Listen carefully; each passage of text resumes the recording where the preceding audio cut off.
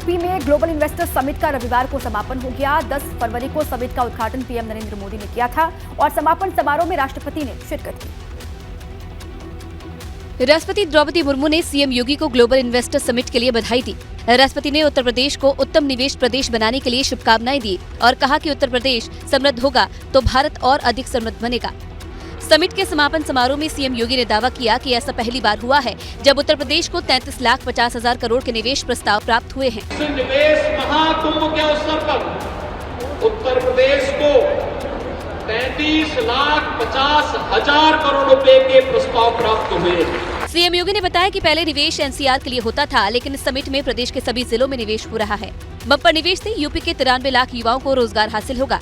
93 लाख से अधिक नौजवानों को नौकरी और रोजगार की सुविधा इसके माध्यम से उपलब्ध कराने में सफल होंगे। आपको बता दें कि 3 दिनों तक चलने वाले ग्लोबल इन्वेस्टर समिट में 40 देशों से जुड़े उद्यमी शामिल हुए। 10 देश पार्टनर कंट्री के रूप में शामिल हुए, जबकि 25,000 से अधिक लोग इस समिट के गवाह बने। देश की सियासत में बड़ी हलचल उस वक्त देखने को मिली जब राष्ट्रपति द्रौपदी मुर्मू ने महाराष्ट्र समेत 13 प्रदेश के राज्यपालों को बदल दिया। कई राज्यों के राज्यपालों का तबादला हुआ तो कई राज्यों में नए चेहरों को तवज्जो मिली। इस हेरफेर में यूपी की राजनीति में बड़ा कद रखने वाले 3 चेहरों को शामिल किया गया है। भाजपा के वरिष्ठ नेता शिव प्रताप शुक्ला को हिमाचल प्रदेश, मऊ के कई बार के विधायक फागू चौहान को मेघालय और लक्ष्मण आचार्य को सिक्किम का राज्यपाल बनाया गया है। यूपी से 3 चेहरों को शामिल करने के सियासी तौर पर 2024 की रणनीति मानी जा रही है। 24 के लिए सोशल इंजीनियरिंग सर्वन वर्ग से शिव प्रताप शुक्ला आते हैं हिमाचल प्रदेश के राज्यपाल का दायित्व, जबकि दलित वर्ग से लक्ष्मण आचार्य आते हैं जिन्हें सिक्किम का राज्यपाल नियुक्त किया गया है। ओबीसी वर्ग से फागू चौहान आते हैं, मेघालय का राज्यपाल इन्हें बनाया गया है। फागू चौहान बतौर बिहार के राज्यपाल अपनी सेवा दे रहे थे।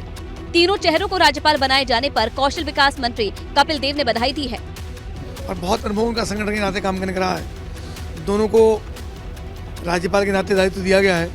मैं प्रधानमंत्री जी का, माननीय राष्ट्रपति जी का और पूरे संगठन का भी धन्यवाद करता हूं। उनको शुभकामनाएं देता हूं दोनों को।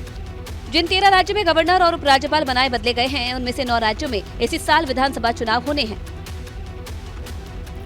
रामचरितमानस पर विवादित बयान देने वाले स्वामी प्रसाद मौर्य को अब लोगों के विरोध का सामना करना पड़ रहा है। साथ ही इस मुद्दे पर अब सपा के भीतर से भी बगावती सुर उठने लगे। अब स्वामी प्रसाद मौर्य के सामने ही उनका विरोध शुरू हो गया है। वाराणसी के रामनगर इलाके में कुछ ऐसा ही देखने को मिला।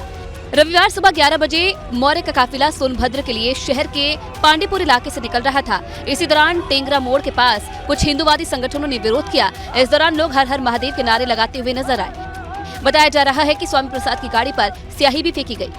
सपा के भीतर ही खुले तौर पर मौर्य के खिलाफ मोर्चे खुलने लगे हैं। सपा विधायक राकेश प्रताप सिंह ने कहा कि श्री राम के चरित्र पर टिप्पणी करने वाला ना तो सनातनी हो सकता है और ना ही समाजवादी। मेरा दुर्भाग्य है कि वो मेरे दल का नेता है। ये मेरा, इसमें मैं और कुछ इससे ज्यादा नहीं कह सकता हूँ। ये मेरा दुर्भाग्य है कि वो मेरे दल का नेता है और मेरे दल का प्रतिनिधित्व कर रहा है। दरअसल पिछले कई दिनों से स्वामी प्रसाद मौर्य का विरोध लगातार हो रहा है, लेकिन स्वामी प्रसाद मौर्य भी अपने स्टैंड पर कायम है। कुछ धर्म के ठेकेदार धर्म के नाम पर देश की महिलाओं, आदिवासियों, दलितों, पिछड़ों को अपमानित करने का काम करते हैं।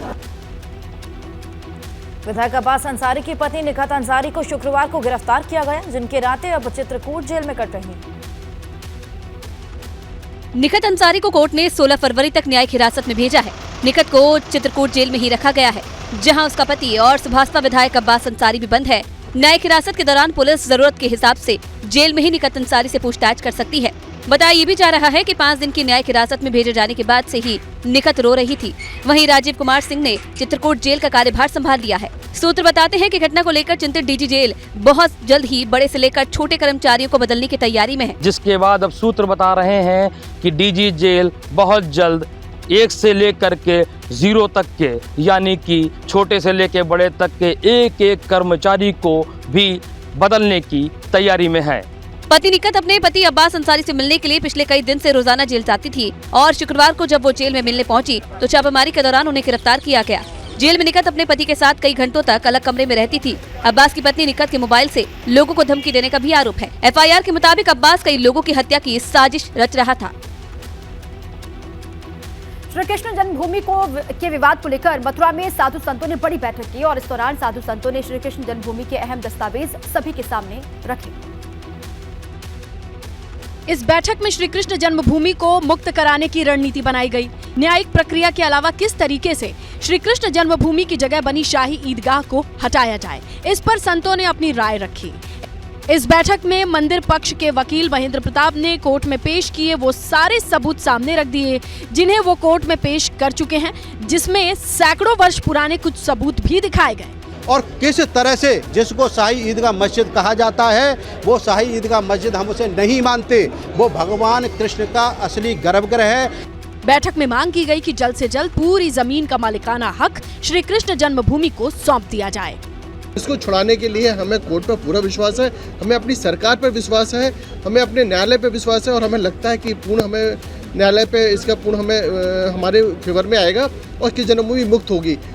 श्री कृष्ण जन्म स्थान के पास 10.9 एकड़ जमीन का मालिकाना हक है, जबकि 2.5 एकड़ जमीन का मालिकाना हक शाही ईदगाह मस्जिद के पास है।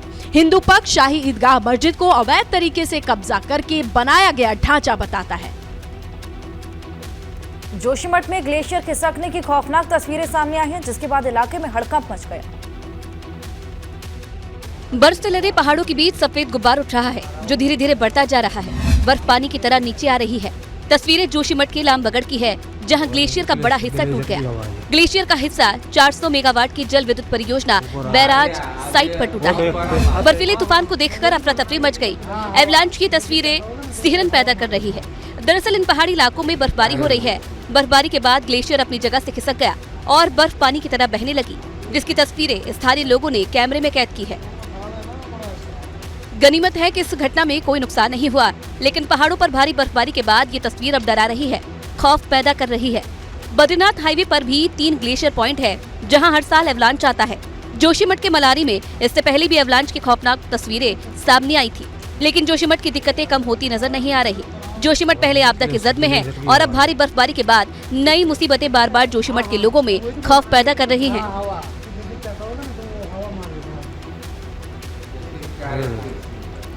देहरादून में पेपर लीक और भर्ती घोटालों पर बवाल के बीच में लेखपाल पटवारी परीक्षा हुई और पुलिस की सुरक्षा के बीच ये परीक्षा संपन्न करवाई गई।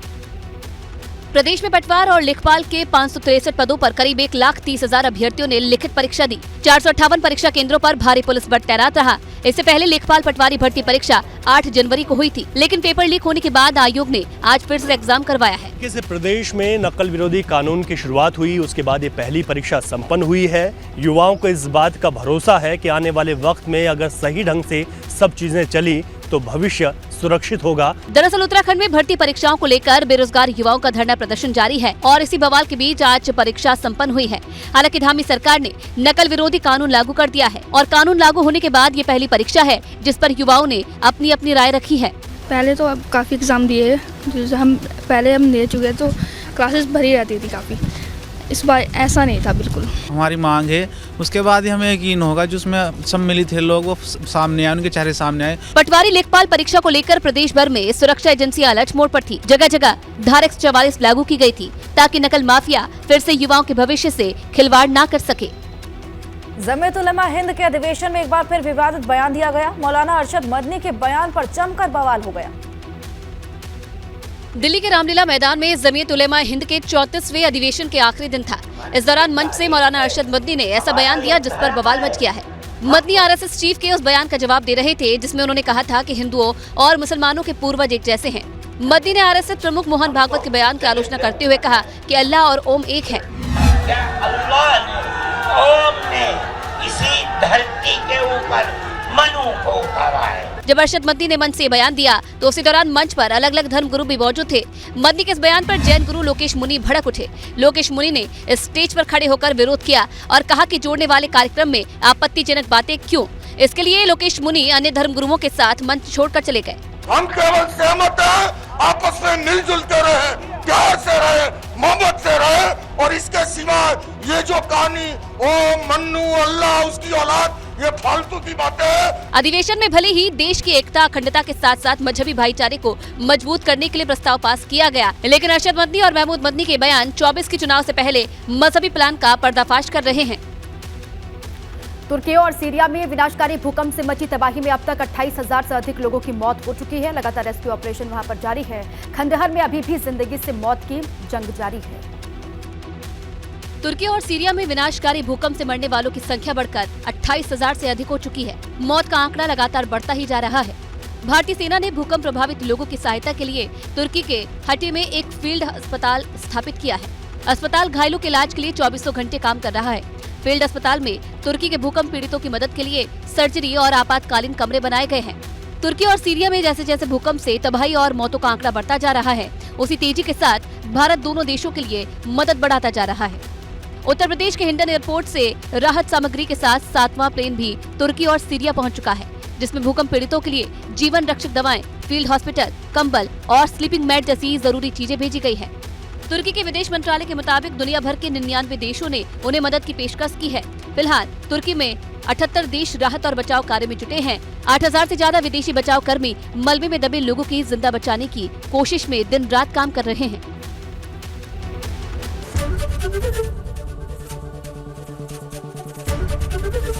ABP गंगा, खबर आपकी, जुबान आपकी।